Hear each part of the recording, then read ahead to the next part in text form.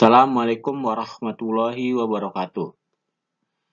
Pada kesempatan ini, kita akan membahas tentang Organisasi Ekonomi Global, yaitu OPEC, GATT, dan WTO. Pertama, kita akan membahas tentang OPEC. OPEC yaitu Organisasi Negara-Negara Pengekspor Minyak Bumi. Latar belakang berdirinya OPEC yaitu dipicu adanya keputusan sepihak dari perusahaan-perusahaan minyak multinasional, yaitu The Seven Sisters, sekitar tahun 1959 atau 1960.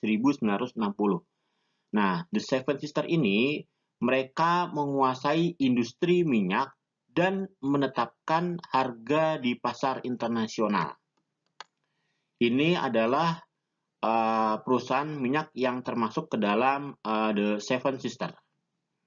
Kenapa kok The Seven Sisters ini bisa menetapkan harga di pasaran internasional hari ini?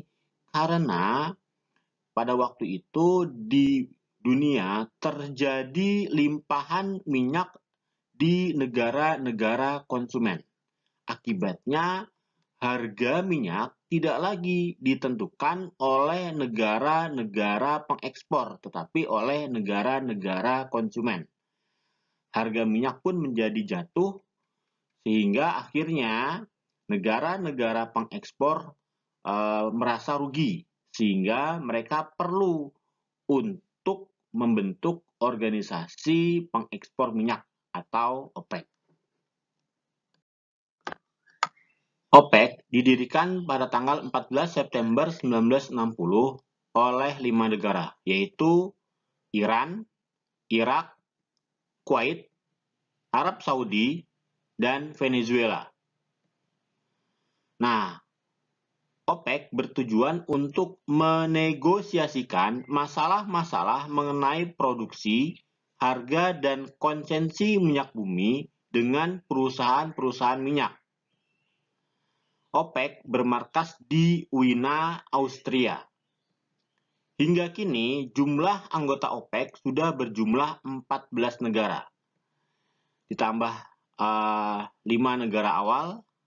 Adapun negara yang bergabung berikutnya ada Uni Emirat Arab, Angola, Ekuador, Libya, Qatar, Algeria, Nigeria, dan Guinea Khatulistiwa. Pada tahun 1970, melalui The Tripoli-Teheran Agreement, OPEC akhirnya secara penuh bisa menetapkan harga pasar minyak internasional. Kemudian, selain untuk menjaga kestabilan harga minyak dunia, OPEC juga memiliki tujuan lain, yaitu menyatukan kebijakan perminyakan antar negara anggota, memenuhi kebutuhan dunia akan minyak bumi, dan menentukan kebijakan-kebijakan untuk melindungi negara-negara anggota. Kemudian kita akan membahas tentang eksistensi OPEC di bidang ekonomi. OPEC memungkinkan negara anggotanya menjamin pendapatan mereka dengan mengkoordinasi kebijakan dan harga minyak. OPEC itu menguasai sekitar 55% dari total produksi minyak dunia. Dengan demikian, OPEC memegang peranan penting dalam masalah perminyakan internasional. Salah satu cara untuk menjaga stabilitas harga minyak internasional adalah dengan penentuan kuota produksi minyak berdasarkan kesepakatan negara-negara anggota. Jika permintaan minyak dunia meningkat, maka negara-negara anggota OPEC akan meningkatkan produksinya supaya harga minyak tidak menjadi terlalu mahal. Kemudian, sebaliknya jika harga minyak itu turun, maka negara-negara anggota OPEC akan mengurangi kuota produksinya supaya harga minyak tidak menjadi terlalu jatuh. Kemudian, eksistensi di bidang politik dari OPEC. Sekitar tahun 1970-an, pada waktu itu terjadi Perang Yom Kippur di Timur Tengah. Nah, Perang Yom Kippur ini sebenarnya adalah perang antara Mesir dan Suriah melawan Israel di hari Yom Kippur atau hari perayaan di Israel. Pada awalnya, Mesir dan Suriah berhasil mengalahkan Israel. Tapi perlahan namun pasti Israel berhasil memukul balik dan bahkan mendesak Mesir dan Suriah, sehingga Mesir dan Suriah hampir kalah. Melihat Mesir dan Suriah hampir kalah, maka Uni Soviet kemudian memutuskan untuk membantu Mesir dan Suriah. Nah, melihat Uni Soviet membantu Mesir dan Suriah, Amerika Serikat kemudian memutuskan untuk membantu Israel. Nah, berarti kita bisa lihat pada saat itu potensi terjadinya Perang Dunia Ketiga cukup besar karena banyak negara-negara besar yang terlibat dalam Perang Yom Kippur. Nah, OPEC kemudian menerapkan embargo minyak yang ditargetkan kepada Amerika Serikat dan sekutu-sekutunya. Kenapa kok yang ditarget embargo itu Amerika Serikat? Karena seperti yang kita ketahui, negara-negara OPEC yang mayoritas adalah negara-negara Arab itu kan bermusuhan dengan Israel. Nah, sementara Amerika Serikat itu membantu Israel. Nah, embargo ini ditujukan supaya Amerika Serikat tidak ikut campur tangan dan juga mencegah terjadinya perang dalam skala yang lebih luas. Nah, dampak dari embargo minyak ini adalah terjadinya inflasi dan resesi ekonomi di Amerika Serikat dan negara-negara sekutunya. Nah, kemudian Dewan Keamanan PBB bertindak dengan mengeluarkan resolusi gencatan senjata sehingga Perang Yom Kippur berhasil diatasi. Nah, OPEC juga berfungsi mencegah anggotanya dimanfaatkan oleh negara-negara industri dengan memastikan negara-negara pengekspor minyak itu bisa mendapatkan harga minyak yang adil. Berikutnya tentang Indonesia. Indonesia sekitar tahun 1962 pernah bergabung dengan OPEC. Waktu itu memang produksi minyak Indonesia lebih tinggi dibanding dengan konsumsinya. Sekitar bulan Mei tahun 2008, Indonesia mengajukan surat untuk keluar dari keanggotaan OPEC. Kenapa? Karena sejak tahun 2003, Indonesia lebih menjadi negara importir minyak dibanding dengan negara eksportir minyak. Nah, ini sebagai gambaran, produksi minyak di Indonesia sejak tahun 2007 selalu berada di bawah 1 juta barrel per hari. Padahal konsumsinya selalu meningkat. Berikut saya akan sampaikan gambarannya. Pada tahun 2007, produksi minyak Indonesia hanya 954 barrel per hari. Padahal konsumsi masyarakat sebesar 1,3 juta barrel per hari. Dan itu konsumsinya selalu meningkat, bukannya menurun. Di tahun 2015, produksi minyak Indonesia menurun hanya sekitar 786 barrel per hari. Nah, sementara konsumsinya jauh semakin meningkat menjadi 1,6 juta barrel per hari. bukan tidak mungkin, makin lama maka makin sedikit. Makanya keputusan Indonesia untuk keluar dari OPEC pada tahun 2008 itu bisa dikatakan sudah tepat. Berikutnya kita akan membahas tentang GATT atau General Agreement on Tariff and Trade. Pada tahun 1947 dibentuk organisasi yang mengurusi perjanjian umum tentang tarif dan perdagangan. Nah, General Agreement on Tariff and Trade atau GATT dibentuk di Jenewa, Swiss. Nah, GATT dibentuk sebagai respon terhadap tidak adanya pihak pengatur tarif dan perdagangan, sehingga terjadi pelanggaran dan diskriminasi dalam perdagangan internasional. Nah, maksud didirikannya GATT adalah menerapkan prinsip-prinsip umum liberalisasi perdagangan berdasarkan traktat atau perjanjian multilateral atau perjanjian umum di negara-negara internasional. Kemudian yang kedua, pengurangan tarif, penghapusan kendala perdagangan, dan penghapusan praktik perdagangan yang diskriminatif.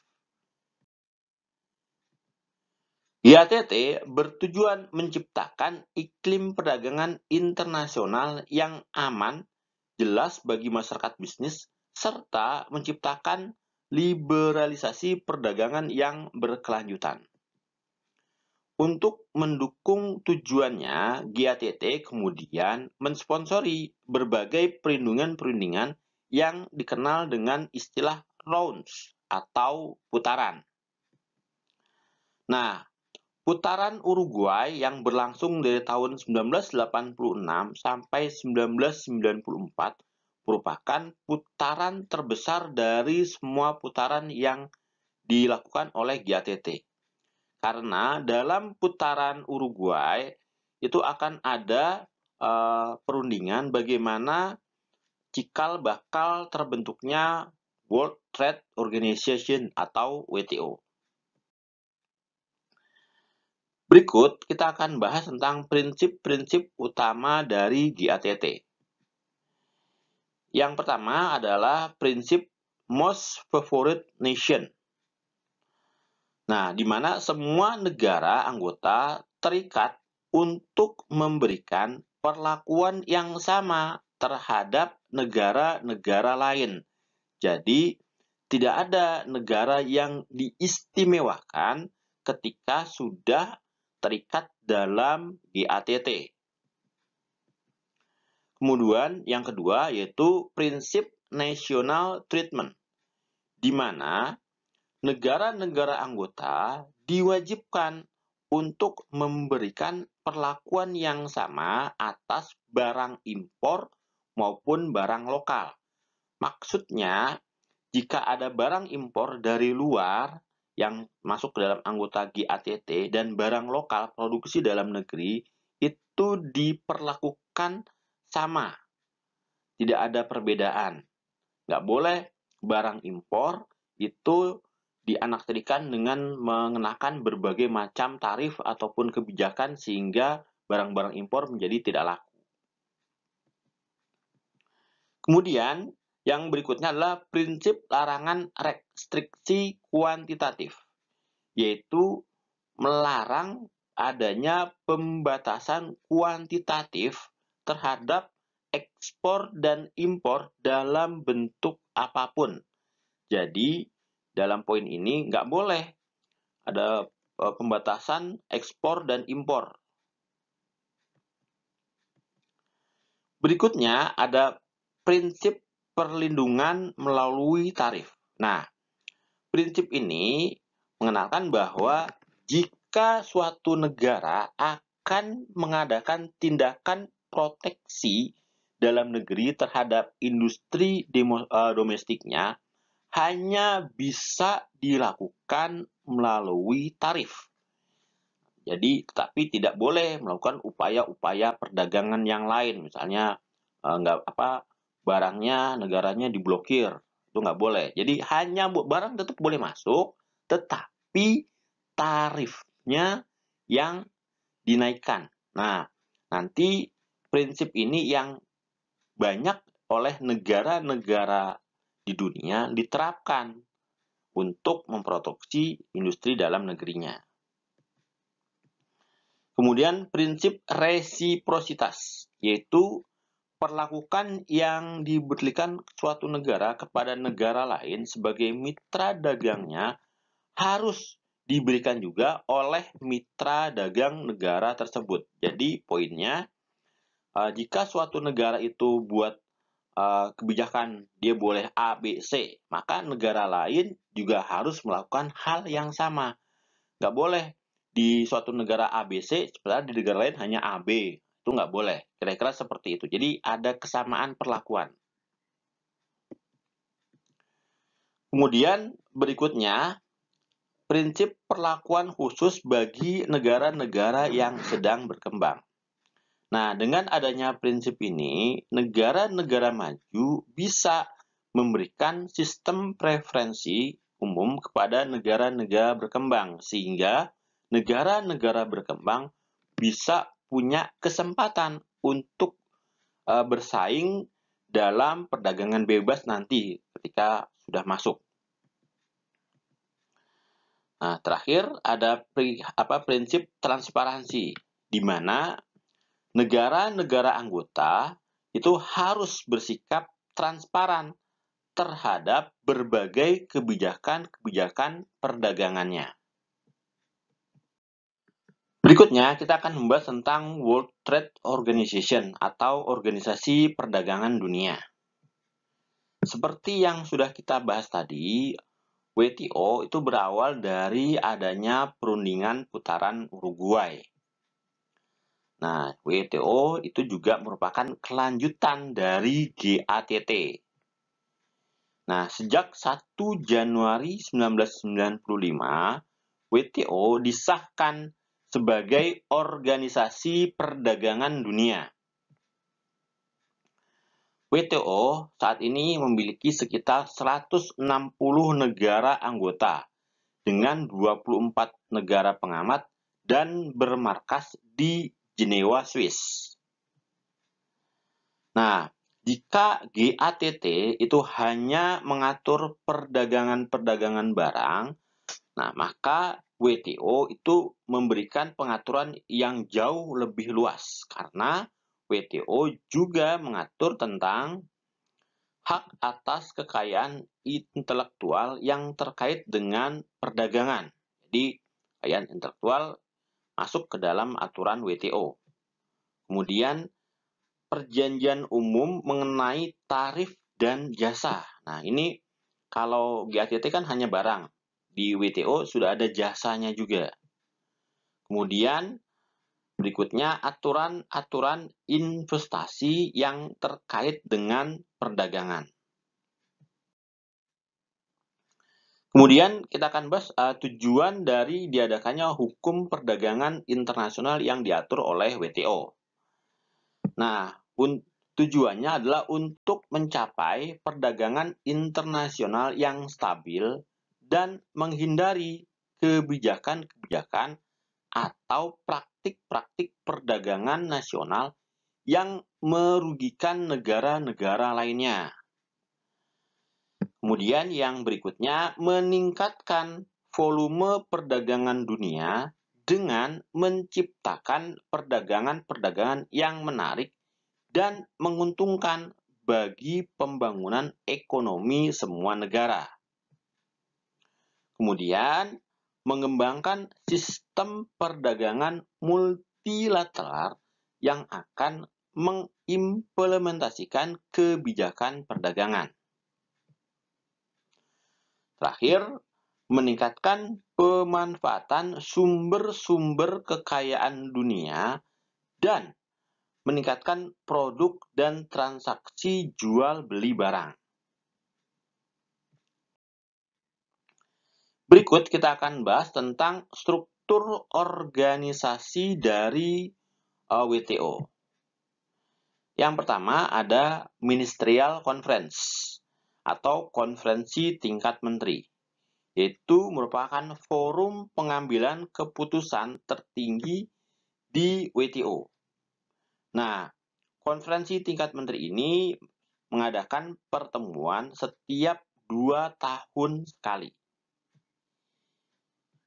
Berikutnya ada General Council atau Dewan Umum, yaitu sebuah badan yang bertugas sebagai pelaksana harian.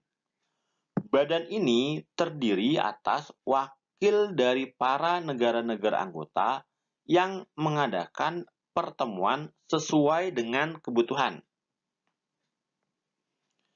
Berikutnya ada Council for Trade in Goods atau Dewan Perdagangan Barang.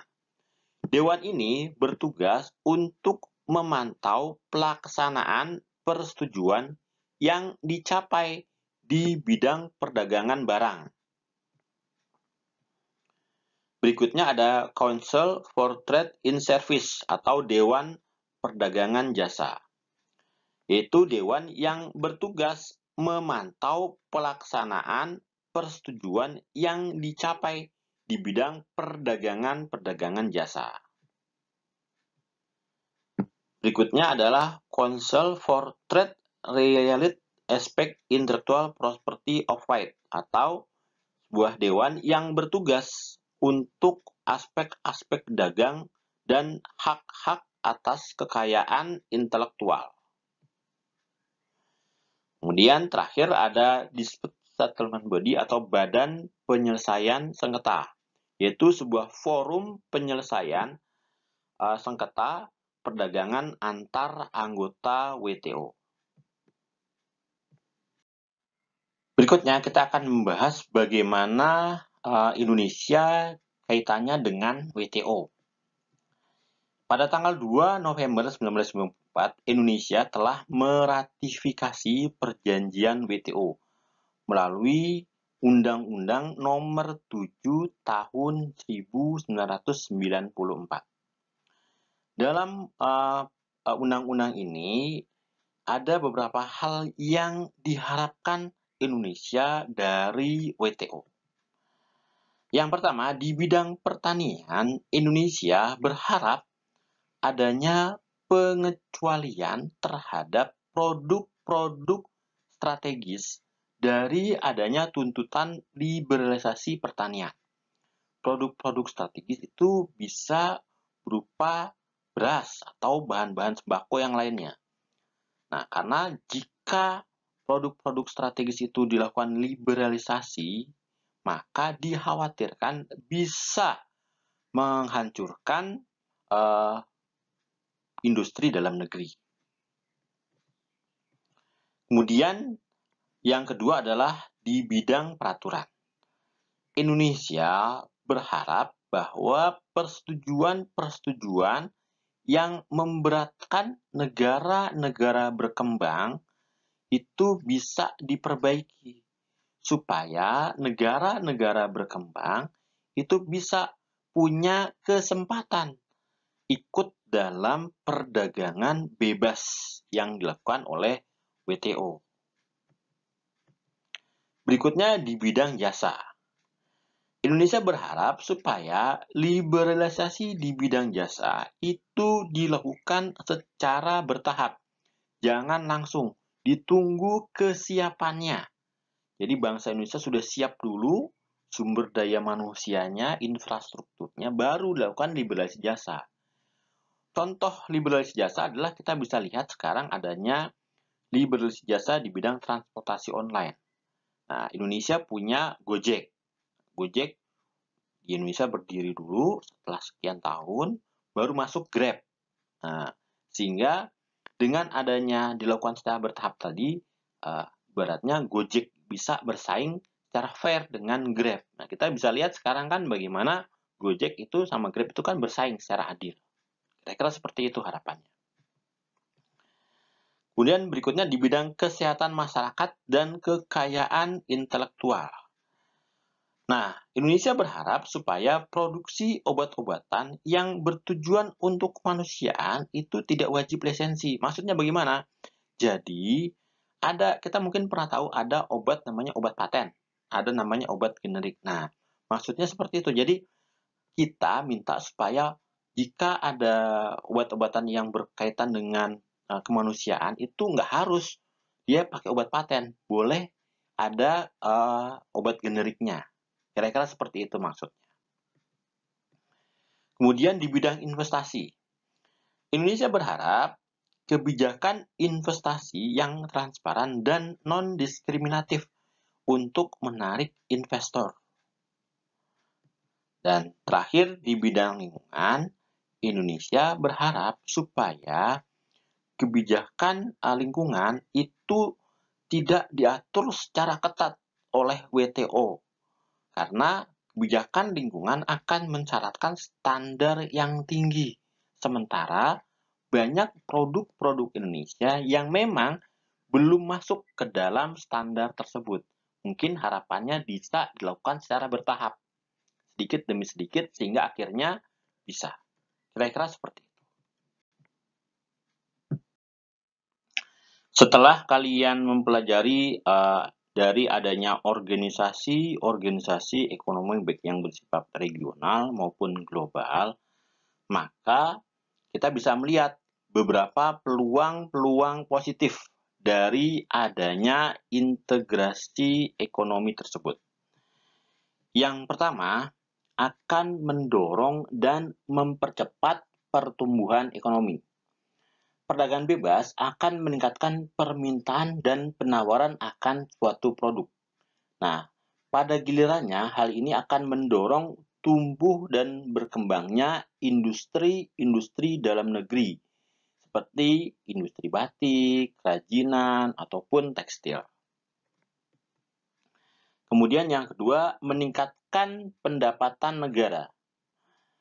Perdagangan bebas itu sangat potensial untuk mendatangkan devisa, yang merupakan salah satu sumber penerimaan negara selain pajak.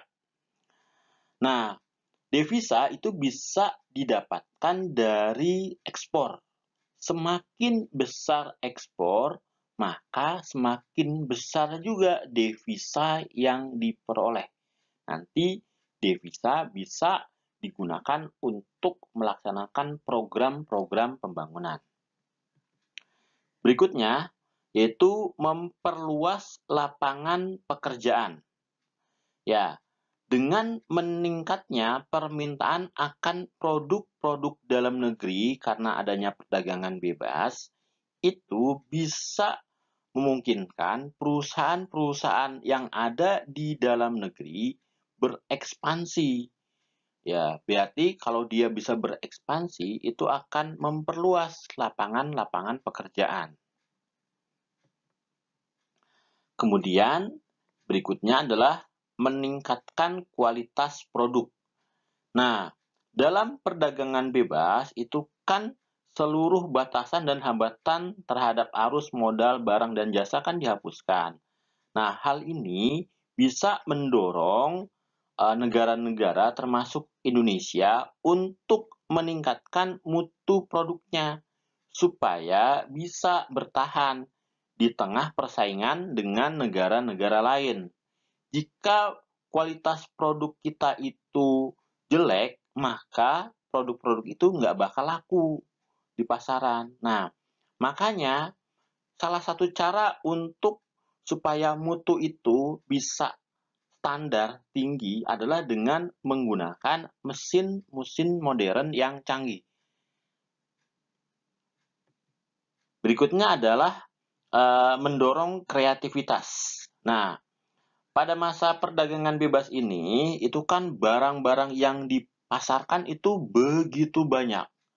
Nah, ketatnya barang-barang yang ada itu bisa dihindari dengan cara kita menciptakan sebuah produk yang unik, menarik, namun bermutu dan dibutuhkan oleh negara-negara lain. Contohnya adalah produk-produk kreatif seperti seni dan kerajinan. ada ukiran-ukiran. Nah, itu kan produk-produk yang ibaratnya di luar itu nggak mungkin bisa bersaing karena itu sulit. Nah, pasar-pasar apa produk-produk seperti itu bisa masuk ke negara-negara luar tanpa ada khawatir adanya saingan dari negara lain karena itu kreativitas. Kreativitas itu ibaratnya priceless lah, tidak bisa dibandingkan. Kemudian yang terakhir adalah akses terhadap modal asing menjadi lebih terbuka. Nah, pasar bebas dan perdagangan internasional itu memungkinkan terbukanya akses modal investasi dari luar negeri. Nah, masuknya modal asing bisa menguntungkan jika investor tersebut mendirikan pabriknya di Indonesia. Nah, jika mereka mendirikan pabrik di Indonesia, maka bisa tercipta lapangan pekerjaan baru. Berikutnya, kita akan membahas tantangan yang dihadapi Indonesia ketika ada perjanjian AFTA, APEC, dan WTO. Yang pertama adalah kesiapan sumber daya manusia. Nah, ketika kita ikut dalam perjanjian AFTA, APEC, dan WTO, maka kita harus mempersiapkan sumber daya manusianya terlebih dahulu. Nah, khususnya di bidang ilmu pengetahuan dan teknologi, kreativitas, juga jiwa kewirausahaan. Nah, sayangnya ketiga hal tersebut itu menjadi titik lemah kita sekarang. Dari pengusahaan iptek itu masih tidak merata. Mungkin kalian di kota-kota besar itu relatif menguasai iptek. Bagaimana dengan di daerah pelosok-pelosok? Kemudian juga, nah yang kedua adalah kreativitas. Kreativitas itu sangat perlu untuk ditumbuhkan karena dengan menjadi kreatif kita bisa membuat produk-produk yang ternyata itu dibutuhkan oleh dunia luar. Ketika kita buat misalnya nih startup, dari startup itu misalnya bagaimana caranya memfasilitasi antara orang yang mau memberi bantuan dan orang yang menerima bantuan. Nah, kita buat startupnya nih. Nah, itu kan butuh kreativitas. Nah, itu yang sangat diperlukan. Nanti dengan adanya kemajuan teknologi internet ini sebenarnya kita hanya butuh kreativitas, nanti kita bisa cari sebenarnya bagaimana sih platformnya. Kemudian yang berikutnya adalah semangat kewirausahaan. Nah, jadi banyak dari kita ketika pas ditanya bagaimana apa cita-cita kamu setelah lulus dari sekolah, rata-rata jawabannya adalah saya mau bekerja di bank A, saya mau bekerja di perusahaan B, dan seterusnya. Jarang sekali yang ditanya, dia jawabannya saya mau jadi pengusaha. Itu jarang banget. Padahal kalau semua orang itu mau bekerja, nah terus siapa yang menciptakan lapangan pekerjaan? Nah, dengan kita menciptakan lapangan pekerjaan, maka selain membantu diri kita, kemudian yang kedua bisa meningkatkan ekonomi, ibaratnya bisa membantu orang lain juga. Karena dalam rumusnya nggak ada pekerja itu lebih kaya dibanding pengusaha. Ya pekerja gajinya memang tetap ya segitu, 10, 50, atau 100. Tetapi pengusaha seperti Bill Gates, itu kan hartanya ibaratnya banyak banget. Kalau Bill Gates, dia mau beli mobil Lamborghini, itu hitungannya mungkin butuh waktu 10 menit saja lah. Ngumpulin duit buat beli Lamborghini butuh waktu 10 menit. Sebenarnya kalau pekerja yang gajinya cuma 10 atau berapa, ya mungkin butuh waktu berapa tahun itu. Atau mungkin nggak bakal pernah terbeli. Kira-kira seperti itu. Nah, kalian sebagai anak-anak IPS, saya harapkan bisa mengembangkan jiwa kewirausahaan. Yang kedua adalah siapnya produk dan ancaman bagi usaha-usaha kecil dan menengah. Nah, Usaha-usaha kecil dan menengah ini itu akan paling merasakan dampak dari adanya perdagangan bebas. Karena dalam proses produksi di UKM itu biasanya dikerjakan secara manual, sehingga jumlah produksinya pun menjadi terbatas. Selain itu, karena dikerjakan manual, harga produknya menjadi lebih mahal dibanding dengan produk-produk yang diciptakan, diproduksi dengan mesin-mesin yang canggih dan jumlahnya banyak. Kemudian yang ketiga adalah siapnya infrastruktur ekonomi dan politik. Nah, infrastruktur ekonomi itu contohnya adalah bagaimana pemerintah bisa menyiapkan aturan-aturan bagi supaya investor itu bisa mudah masuk ke Indonesia. Nah, misalnya ada investor mau buat pabrik di Indonesia. Nah, harapannya dia kan ketika dia buat pabrik, harapannya adalah produknya itu bisa dijual ke seluruh rakyat Indonesia, ke 270 juta penduduknya. Nah, butuh sarana prasarananya apa? Bisa jalan, bisa misalnya perkereta apian, atau listrik, komunikasinya. Nah, jika itu sudah siap, maka mereka optimis, wah bisa nih menjangkau banyak produk ini, banyak dari penduduk-penduduk Indonesia. Kemudian di bidang infrastruktur politik, yaitu maksudnya pemerintah perlu memastikan adanya kepastian hukum dan stabilitas politik. Karena nggak mungkin dong investor nih baru buat pabrik, kemudian terjadi kerusuhan. Wah, bisa bangkrut dia karena pabrik yang baru dibuat, uang yang baru dikeluarkan bisa nggak balik modal. Kira-kira seperti itu. Kemudian yang berikutnya ancaman dari sektor keuangan. Nah, investasi yang ditanamkan di Indonesia itu sebenarnya bisa dengan mudah ditarik atau dicabut jika dianggap tidak lagi menguntungkan. Nah, hal itu bisa mempengaruhi kestabilan ekonomi dalam negeri. Nah, ini yang paling gampang kita bisa lihat itu adalah di bursa efek.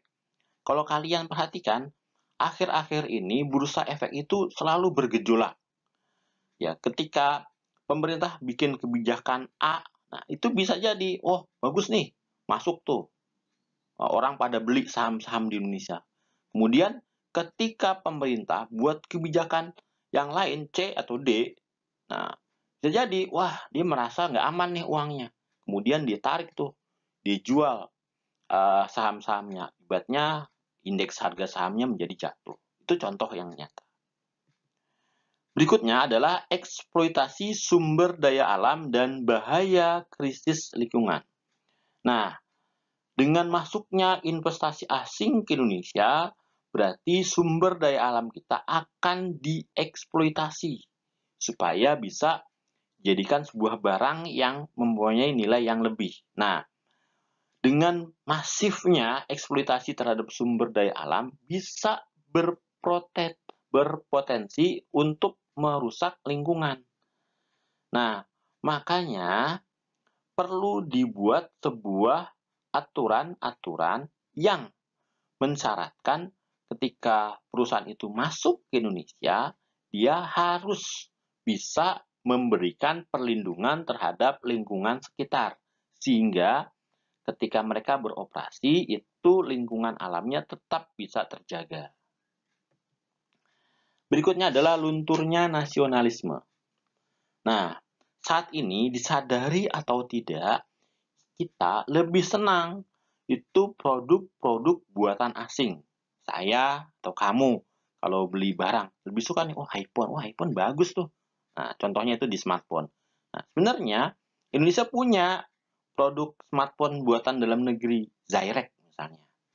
Nah, tetapi kita, nah, apaan tuh Zyrek? Wah, kayaknya kurang tuh. Nah, nanti kualitasnya bagaimana? Nah, kalau semua orang berpikiran seperti itu, maka produk-produk dalam negeri itu nggak bakalan laku. Akibatnya, nanti perusahaannya bisa gulung tikar. Nah, perlu bagi kita untuk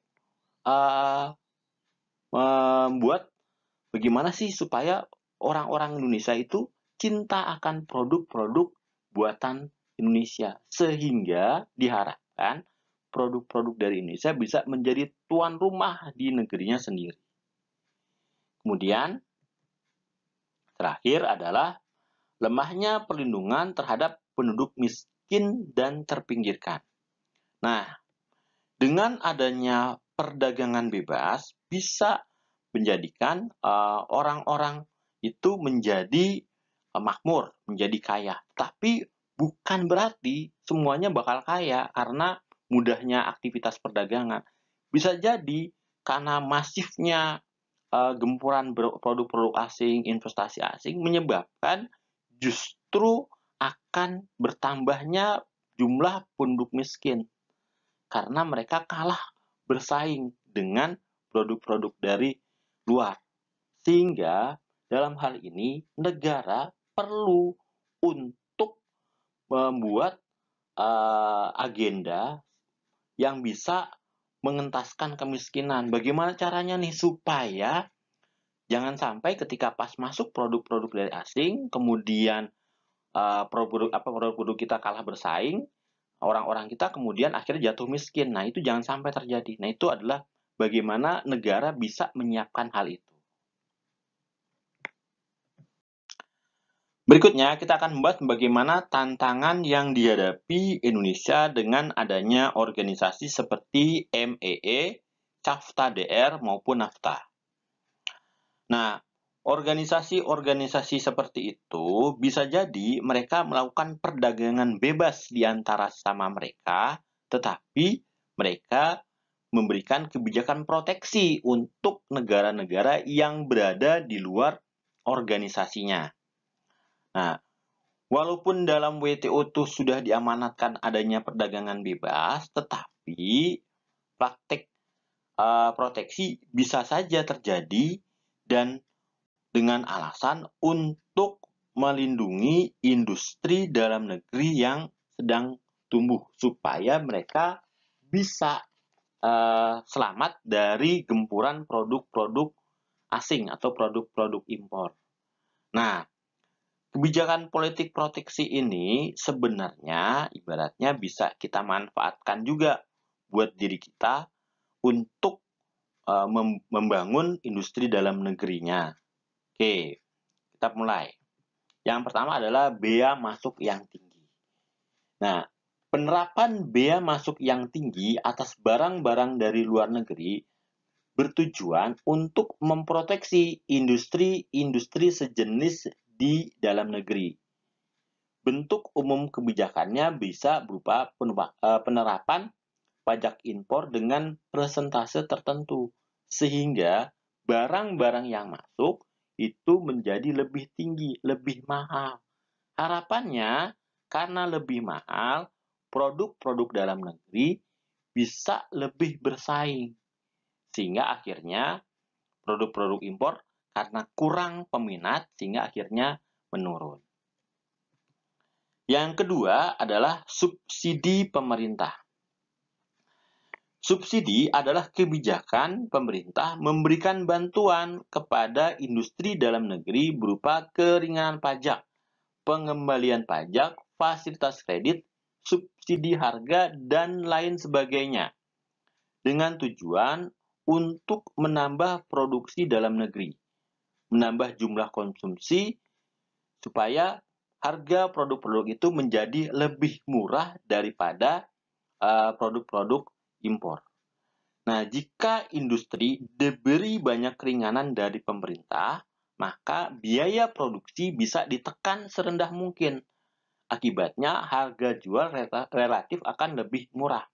Nah, dengan cara tersebut, produk-produk tersebut bisa bersaing dengan produk-produk impor. Berikutnya, dumping. Dumping adalah kebijakan pemerintah untuk menjual barang tertentu dengan harga yang lebih murah di luar negeri dibanding dengan harga di dalam negeri. Nah, Kebijakan dumping ini dapat meningkatkan volume perdagangan dan menguntungkan negara-negara pengimpor. Nah, utamanya adalah konsumen. Tetapi dengan adanya politik dumping ini, itu bisa menyebabkan negara-negara pengimpor itu industrinya menjadi hancur. Nah, jika ketahuan oleh uh, Organisasi Perdagangan Internasional, politik dumping ini bisa dikenakan sanksi. Nah, karena dianggap menghancurkan perindustrian di negara yang dituju. Kira-kira seperti itu. Jadi sebenarnya dumping ini tidak boleh pada dasarnya, tetapi di masa seperti ini ada saja kebijakan-kebijakan dumping ini diterapkan oleh berbagai negara di dunia. Berikutnya adalah kuota atau pembatasan impor. Kuota adalah kebijakan pemerintah untuk membatasi barang-barang impor. Dengan adanya kebijakan kuota ini, harapannya jumlah barang impor akan menurun. Nah, dengan jumlah barang impor menurun, harapannya harganya bisa merangkak naik, sehingga sesuai dengan harga produksi barang-barang buatan dalam negeri. Sehingga harapannya barang-barang dalam negeri itu bisa meningkat dan akhirnya impor akan menurun. Jadi kan memang kita sudah paham ya, kayak produk-produk dari Cina itu harganya murah-murah banget. Kalau tidak ditetapkan kuota impor, maka yang terjadi bisa jadi nanti produk-produk dari Cina tadi masuk ke Indonesia, membanjiri pasar Indonesia dan merusak industri-industri dalam negeri Indonesia. Makanya sangat penting dilakukan kuota atau pembatasan impor. Berikutnya adalah pelarangan impor. Pelarangan impor itu bertujuan untuk memproteksi atau melindungi produk-produk yang mempengaruhi hajat hidup orang banyak. Contohnya adalah produk-produk pertanian. Kalau kita misalnya beras. Nah, beras itu kan nggak sembarangan kita impor beras. Karena kalau kita melakukan membuka keran impor beras seluas-luasnya, maka bisa jadi petani-petani kita akan kesulitan untuk menjual hasil panennya. Karena bisa jadi harga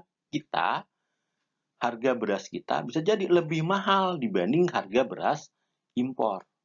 Nah, kebijakan pelarangan impor ini berlaku di hampir semua negara. Nah, tetapi di balik kebijakan pelarangan impor ini ada juga yang kita bisa manfaatkan.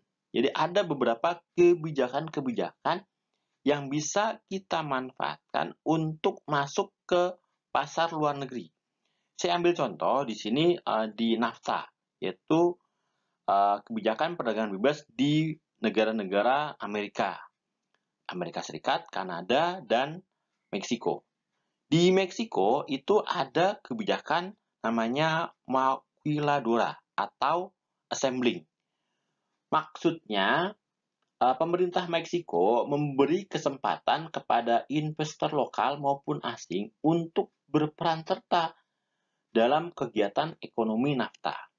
Nah, caranya bagaimana? Barang-barang yang diekspor atau diimpor ke Meksiko itu bentuknya bukan barang yang sudah jadi, tapi barang setengah jadi. Misalnya tekstil, furnitur, atau elektronik. Nah, barang setengah jadi itu kemudian diproses di Meksiko. Jadi, menciptakan lapangan pekerjaan buat masyarakat, rakyat Meksiko. Nah, setelah barang itu jadi, kemudian bisa dipasarkan baik di Meksiko maupun dipasarkan di negara-negara anggota NAFTA.